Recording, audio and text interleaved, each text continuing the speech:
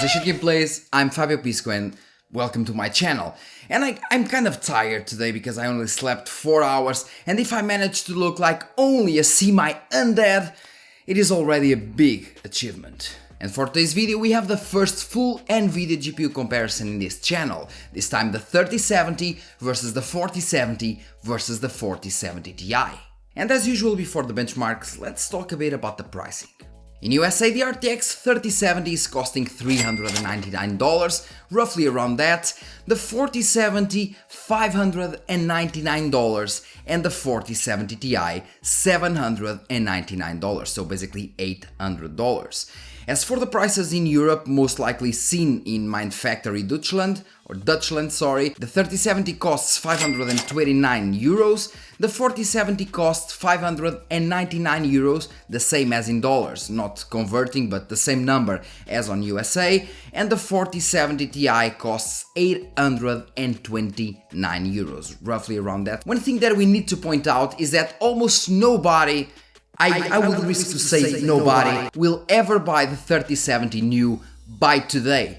Okay, they'll just get the 4070 or they will get a used 3070. And the used 3070 can go for as low as, let's say, $300, in some very good deals, $250. I myself bought one for 350 euros, and we're talking about like more than half a year ago where the GPU prices were quite higher. So I got one used 350 euros, and it is the Supreme X model which is used on this video. So if we're going for the 3070, well, it is way cheaper, but at the same time has less VRAM, has less performance and so on. So the point of this video once again is for you to see the performance difference in between these three cards, and for you to see if it is worth it in case you have, for example, a 3070, if it is worth it for you to upgrade to the 4070 or for the 4070 Ti in terms of performance, power draw, thermals and so on, or even maybe if you have another card and you are just looking to upgrade for maybe a cheaper 3070 used one,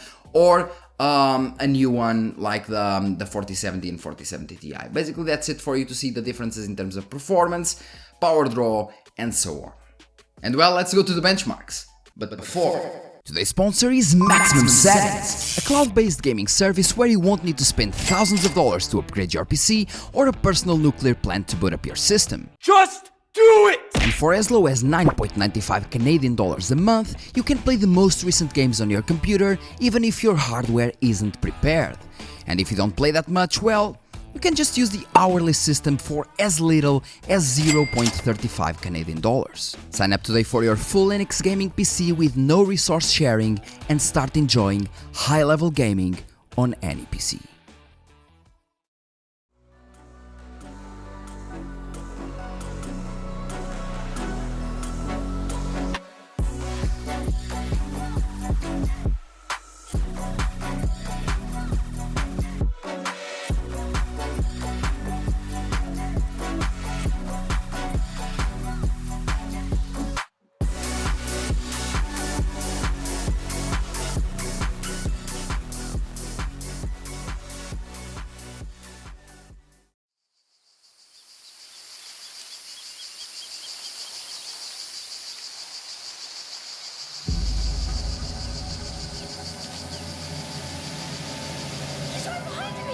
He's going to catch us!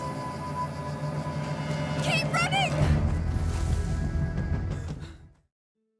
Plague Tale Requiem is our first title, and at 1080p we can clearly see the difference in between these three cards. The RTX 3070 consumes even more power than the RTX 4070 Ti, but the same is 48% faster than the RTX 3070, with the RTX 4070 being 25% faster.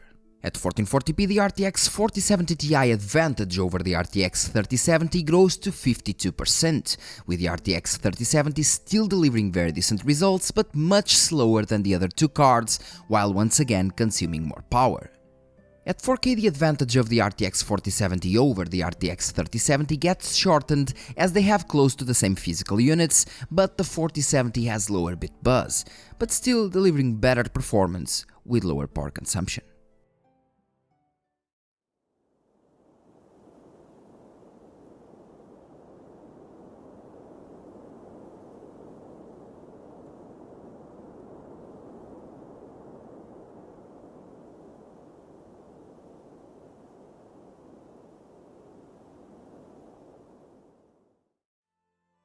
With Assassin's Creed Valhalla now at 1080p, the RTX 4070 is considerably close to the RTX 4070 Ti, more than the usual, and I believe that is due to a possible CPU bottleneck caused by the CPU overhead in the NVIDIA drivers, with the RTX 4070 being 27% faster than its predecessor.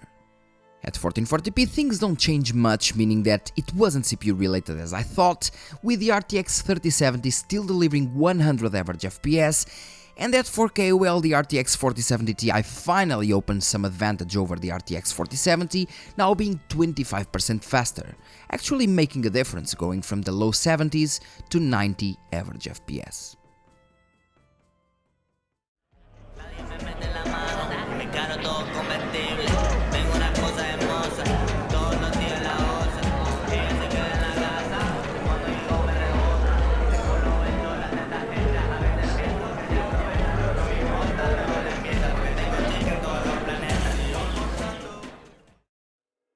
In Cyberpunk 2077 we do have some interesting results, with both the RTX 3070 and 4070 getting a slight performance boost when using rebar, but the RTX 4070 Ti actually losing performance, somehow. Still, it is 21% faster than the RTX 4070 and 56% faster than the RTX 3070. At 1440p, the RTX 4070 Ti still loses performance by enabling rebar, but now the difference is less, with the RTX 3070 still delivering 76 average FPS, but with the other two cards delivering a much superior experience. And that is even more noticeable at 4K, where even the RTX 4070 isn't able to achieve 45 average FPS, which is ridiculous, but the RTX 4070 Ti gets really close to 60, which gameplay-wise makes a lot of difference.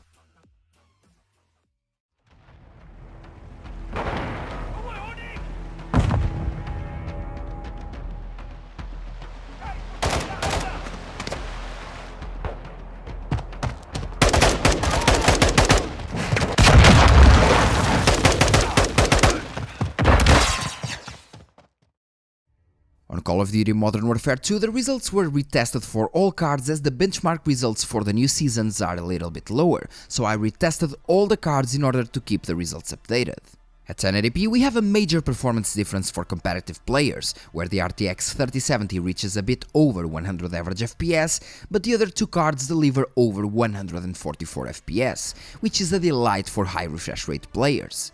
At 1440p the RTX 4070 still delivers 100 average FPS, being 38% faster than the RTX 3070 and around 20% slower than the RTX 4070 Ti.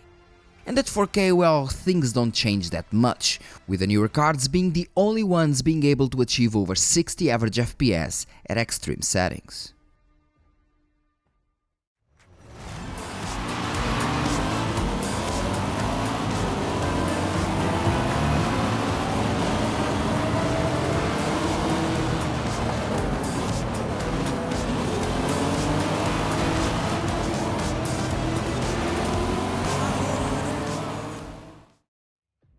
Forza Horizon 5 also has updated results, as the newer updates from the game alongside the newer NVIDIA drivers made the performance quite better, with the RTX 4070 Ti for example going from 156 to 187 average FPS, so we're talking of a 20% performance uplift, which is crazy. At 1440p, all cards are still doing an amazing job, with the RTX 4070 Ti now having a bigger advantage over the other two cards, and at 4K, well, all cards are still delivering awesome results considering their price brackets, with the RTX 4070 Ti being the only one delivering over 115 FPS.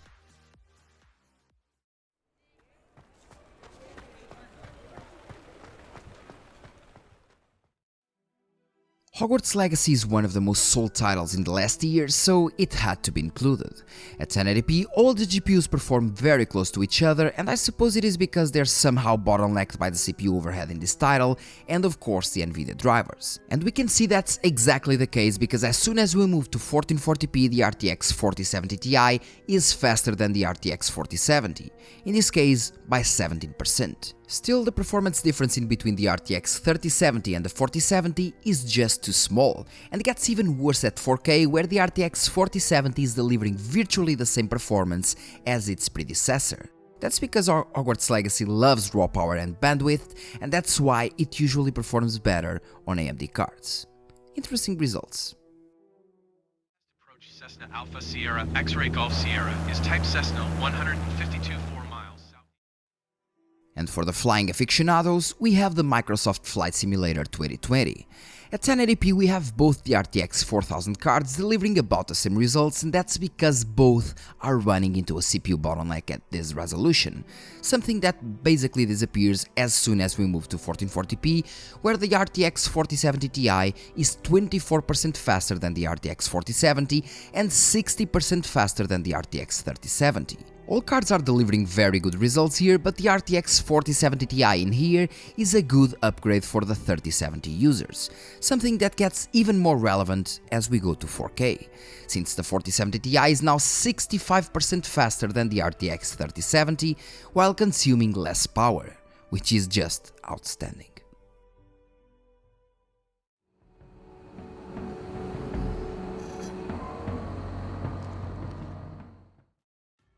In Rainbow Six Extraction we have once again the RTX 4000 cards having results all over the place, but I do believe that is some kind of issue that these cards have with this game in particular at 1080p, where the results are quite inconsistent. As we move to 1440p though, we finally have some reliable results, with the RTX 4070 Ti delivering over 200 average FPS, and with the RTX 4070 now being much faster than its predecessor, this time only 20%, and the difference gets even shorter as soon as we move to 4K, being decreased to 14%, with the RTX 4070 Ti still being the fastest card, but quite slower than it should be, at least in my opinion.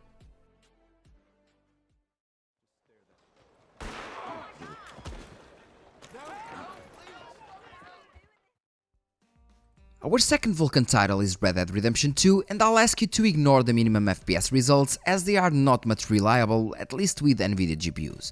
As for averages, the performance levels are on par with the previous titles, with even the RTX 3070 achieving 100 average FPS.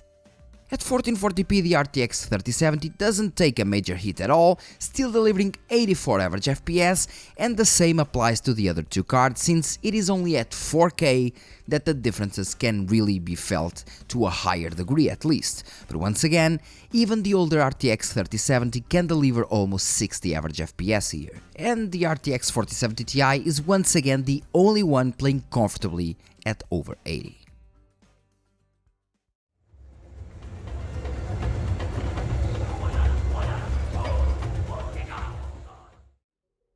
With Guardians of the Galaxy, we start at 1440p as the 1080p results were virtually on par with these three cards since we were running into a CPU bottleneck, and that still happens here for both the 4000 series cards, and that's why the 4070 Ti is barely faster than the 4070.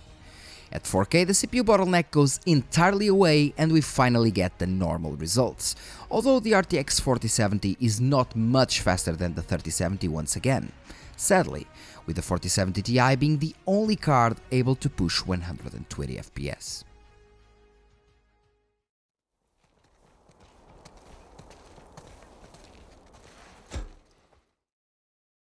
In The Last of Us Part 1, at 1080p we have the RTX 4070 Ti once again losing performance when using rebar, most importantly in the 1% lows, something that does not happen with the other two cards. Still, the RTX 4070 is 26% faster than the RTX 3070, and the RTX 4070 Ti is barely 13% faster than the RTX 4070. And moving to 1440p did increase the performance differences, but still with the RTX 4070 Ti being only 20% faster than the RTX 4070 and 51% faster than the RTX 3070. I mean, even at 4K the performance differences are just odd in this game. It is what it is, I guess.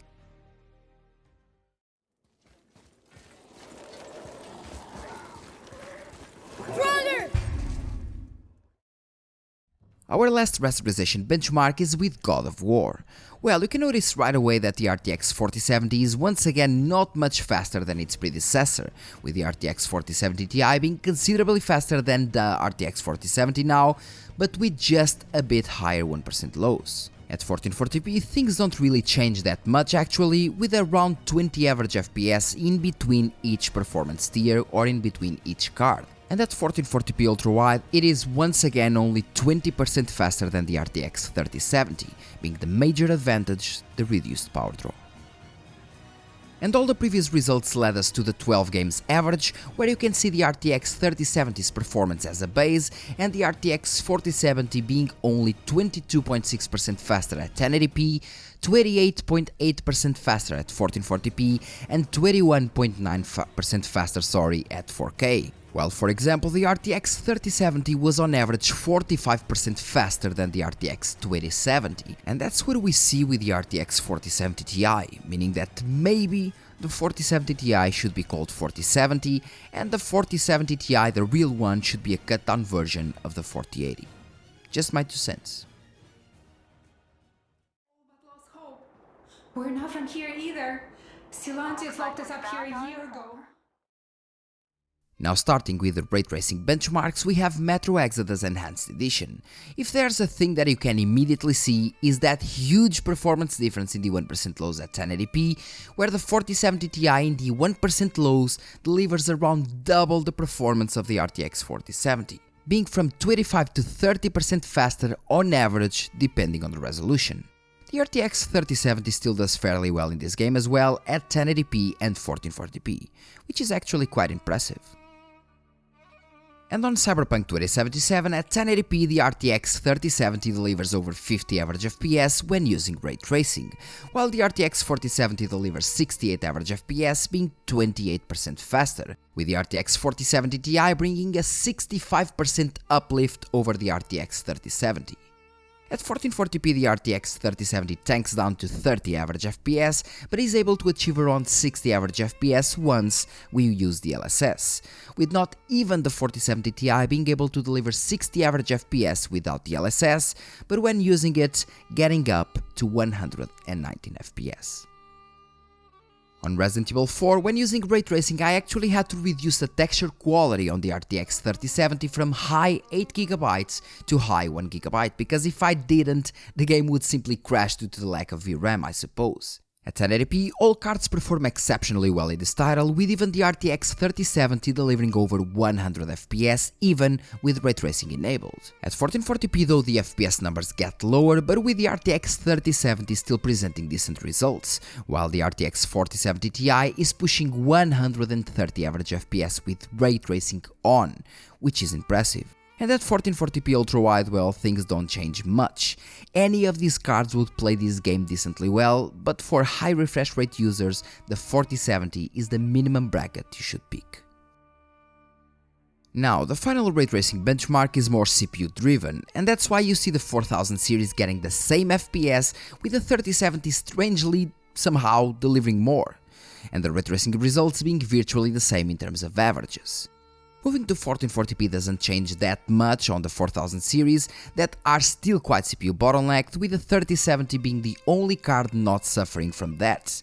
And at 4K, where the CPU bottleneck is finally eliminated, the differences start appearing, with even the RTX 4070 Ti struggling to achieve 70 average FPS and the RTX 4070 not even touching the 60 average FPS mark.